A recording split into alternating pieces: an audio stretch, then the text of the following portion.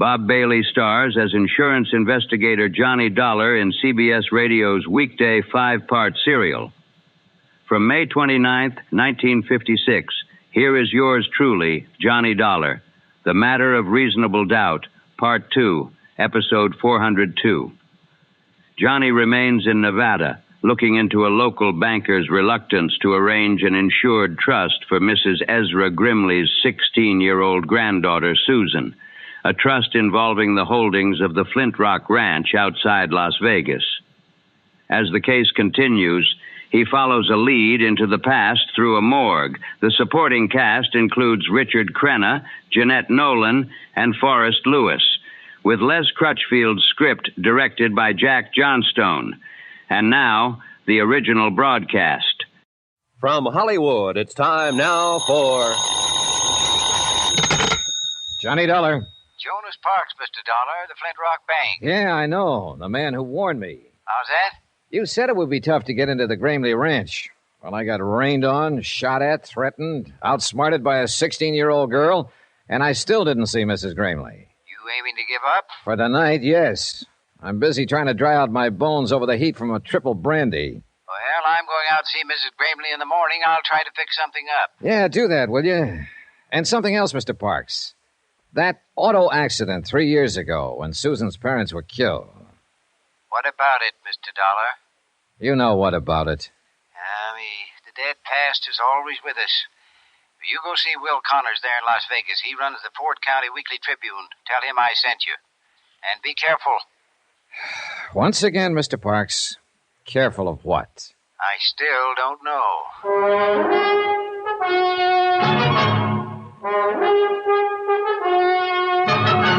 Tonight, and every weekday night, Bob Bailey in the transcribed adventures of the man with the action-packed expense account, America's fabulous freelance insurance investigator. Yours truly, Johnny Dollar.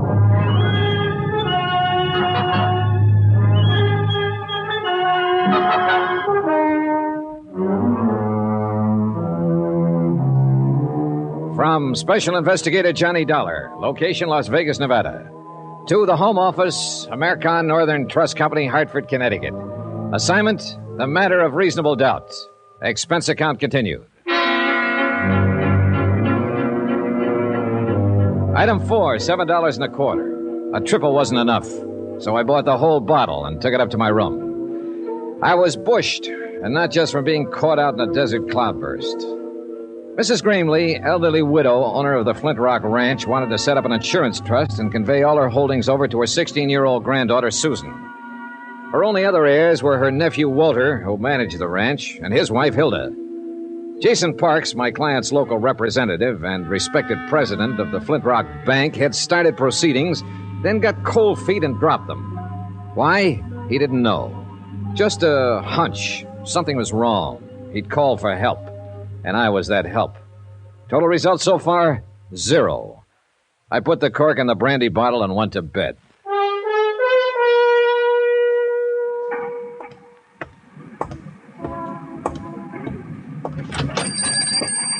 I'll be with you in a minute, young fellow. No hurry. The Weekly Tribune, like 1,000 other Weekly Tribunes across the country. Not competing with the big dailies, not even trying to. Printing the little things, homey things, and hanging on. One-man office, editor, publisher, reporter, proofreader, and at the moment, linotype operator. A guess, of course, but the man at the linotype looked as though his name just had to be Will Connors. My name is Will Connors. What can I do for you? I'm Johnny Dollar, Mr. Connors. Jonas Parks out at Flintrock suggested Yeah, Jonas called me this morning, said you'd probably be in. Glad to know you. Thanks, same here. He said you'd most likely be asking all sorts of crazy questions. And I was to, well...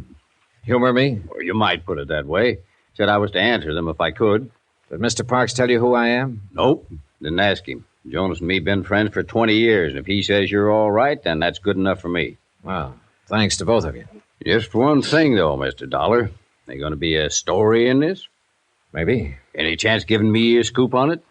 Scoop? I haven't heard that word in years. I ain't had one in years. In fact, I ain't never had one. Always have to get my front page stories by reading these here Las Vegas dailies. Yeah.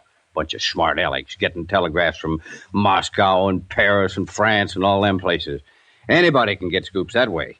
But me, I got to get out and scratch for what I print. Well, I'll... Oh, it sure do me good to put one over on them dudes. I'd get me out an extra. A big banner headline on it. Got the type for it, too. Never been used. Exclusive. Right across the top.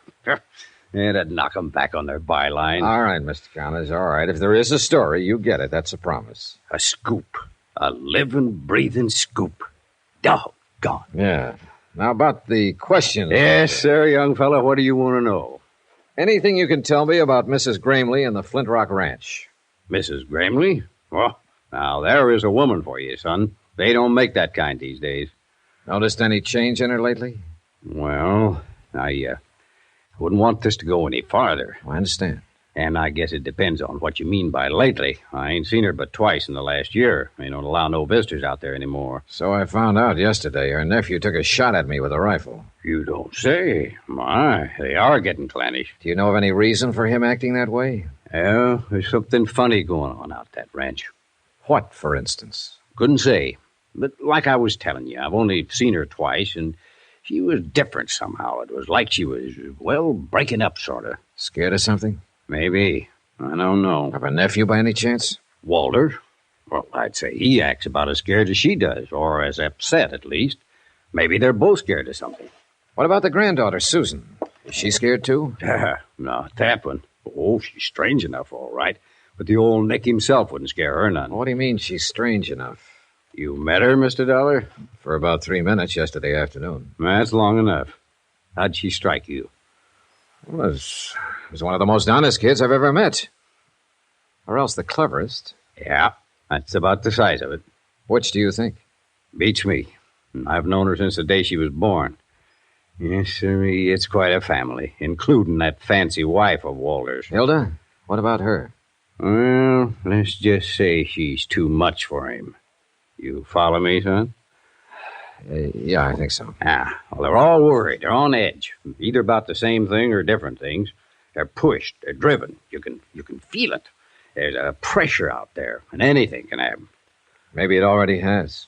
Maybe it happened 3 years ago. What do you mean? There was an auto accident 3 years ago, and Mrs. Greenleaf's son and his wife, Susan's parents, they were killed in it. Well, I've got the morgue files here. I wrote it up pretty complete when it happened. Yeah, I'll want to look through those files later. But right now you want the story behind the story. If there is one. Well, if there is, I don't know it. I think you would, if anybody would, being a newsman. Well, as far as I know, it was just an accident. Well, how'd it happen?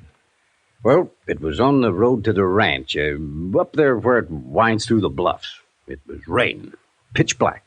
There'd been an argument back at the house. Well, they had a lot of arguments, I guess. But anyway, Hilda got mad and left, and took her car and headed for town. And a while afterward, Ed had all he could take, and he run out, too, and jumped in his car. Susan tells me that was a habit of her father's whenever he lost his temper in an argument. Yeah, he'd always get in his car and drive like a demon till he got over it. She also made a kind of a strange remark. She said they knew about it. What do you mean by that? Well, I guess you'll have to ask Susan what she meant. All right. So Ed jumped in his car that night. Yeah, and Mary went with him, trying to calm him down, I guess. So he come around that curve. He must have been doing 60, skidding, half out of control. And there was Hilda's car parked on the curve right square in his headlights. Just smashed right into it at full speed. Both cars rolled over the bank, caught fire, and burned up. Him and Mary were dead before the car stopped. How did Hilda get out of it? She wasn't there. She had a flat, left her car parked, and started back on foot. I see. She was lucky, that's all. She sure was, Mr. Connors. Real lucky. I took a back file of the Tribune into the outer office and went over the news stories on the deaths of Ed Gramley and his wife. I found nothing that Will Connors hadn't already told me. Shocking loss, fine people, sudden accident. I kept hanging up on that word, accident. I kept wanting to put a question mark after it. I was so absorbed I didn't even notice her come in until she spoke to me. Hello, Mr. Dollar. Well, are you following me, Susan? Nope. Got some copy for Mr. Connors. I write articles for him sometimes. You know, clever kid and all that sort of. I see you took me seriously. How do you figure? You didn't close that paper fast enough. Now, why would an investigator from the Cattlemen's Association be interested in an auto accident 3 years back? Suppose you tell me. Because you're not an investigator for the Cattlemen's Association. Who are you, Mr. Dollar? I've got half a notion to level with you, Susan.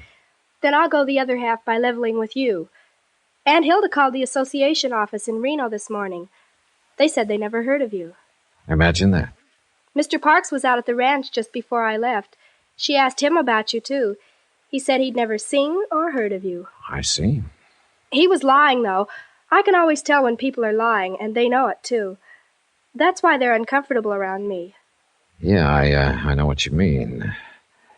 Hey, look, Susan, did Mr. Parks talk to your grandmother? No. He was supposed to arrange for me to see her. About the accident? Maybe. I'm not sure yet. I'm shooting in the dark. Oh, it's time somebody did. Where are you staying, Mr. Dollar? At the Carmen Manor. Okay. I'll get it set up and call you there later. Get it set up? Sure. Fix things so that you can get in to see my grandmother. That's what you wanted, isn't it? Well, all right. I went back to my hotel room and settled down to wait. If a 16-year-old kid could manage what a bank president couldn't, then me for the juvenile league. What happened a couple of hours later, though, wasn't exactly juvenile. Yeah, come in. Hello? Well, You busy, Mr. Dollar? not too busy. Come in. Thanks. I don't believe I'm Hilda Grimley. I imagine you've heard of me during your cattle investigation. Well, somehow you don't seem to fit with cattle. A compliment? Observation. What do I fit with? I don't know yet, Mrs. Grimley. Hilda. Now I'm beginning to know. Cigarette? Thanks. I'll stick with my own brand. It usually works out better that way. Thanks. Nice cigarette case. Gift. I'm always getting gifts. Including a wedding ring? Oh, I've got one. It's around someplace. Just so you don't forget where you left it. I couldn't if I wanted to. You wouldn't have a drink for a lady, would you? Brandy? I love brandy. And gifts? And a lot of other things. Like money? Oh, money's real nice. It's next to the best. Now, what's the best? Excitement. I see. Don't you think it's best? Well, it depends. At least you're in the right spot for it. I hope so. Look, I haven't got any money, and I never give gifts. You've got brandy, though. Pour us a drink, Johnny, and then we'll talk. What about? Excitement.